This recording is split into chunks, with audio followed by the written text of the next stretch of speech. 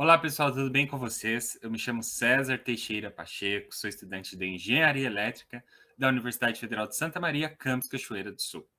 Olá, pessoal. Eu sou Gustavo Lenha de Stephen e também sou estudante de Engenharia Elétrica na Universidade Federal de Santa Maria, no campus de Cachoeira do Sul. O nosso projeto é orientado por nossa professora Ana Luísa Soubia. O mesmo é intitulado Apoio Pedagógico e Aulas Extracurriculares, Ciências Exatas para discentes do Ensino Fundamental e Médio. Na aula de hoje, a gente vai tratar sobre as frações equivalentes. Então, as frações equivalentes são uma propriedade das frações, que fazem parte dos conjuntos dos números racionais. Então, essa propriedade das frações equivalentes diz que existem uma infinidade de frações que representam a mesma quantidade. Ou seja, dizer que duas frações são equivalentes é o mesmo que dizer que elas são iguais. Então, por exemplo, quando a gente diz que A é equivalente a B, nós estamos dizendo que A é igual a B. Para a gente iniciar o nosso estudo sobre frações equivalentes, vamos relembrar alguns conceitos lá de frações. Então, a fração é uma forma de representar partes de um ou mais inteiros. No nosso exemplo, então, nós temos uma pizza, que foi dividida igualmente em 6 fatias. Ou seja, cada fatia da nossa pizza representa um sexto do total.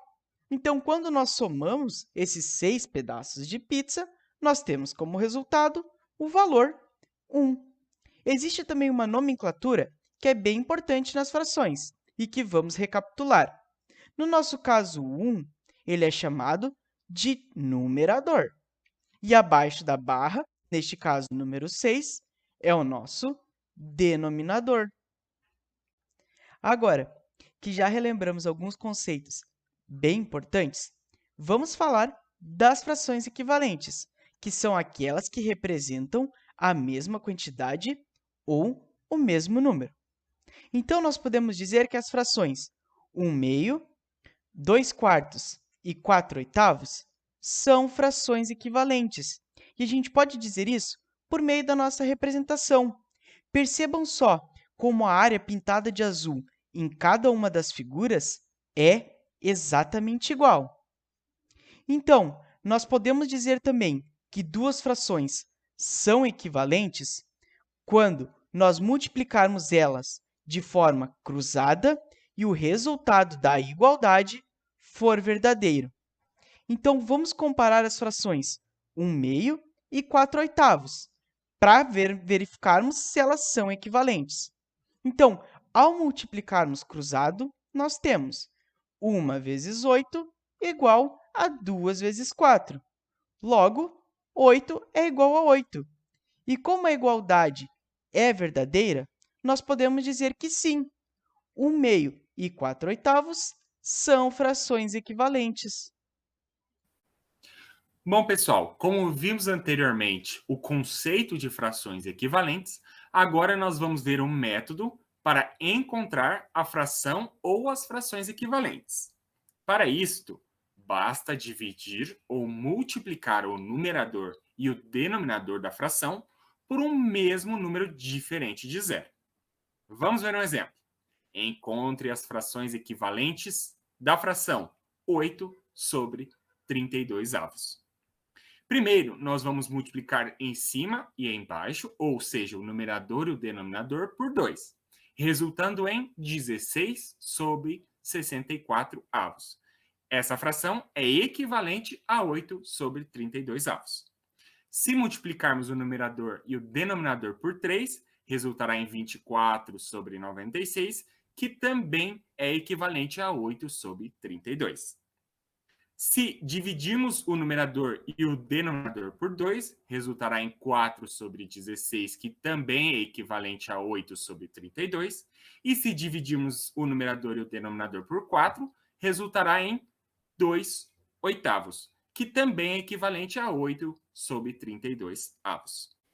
Como vimos anteriormente, um método para encontrar frações equivalentes, agora nós veremos com relação à simplificação de frações. Quando realizamos a operação de divisão, estamos simplificando a fração.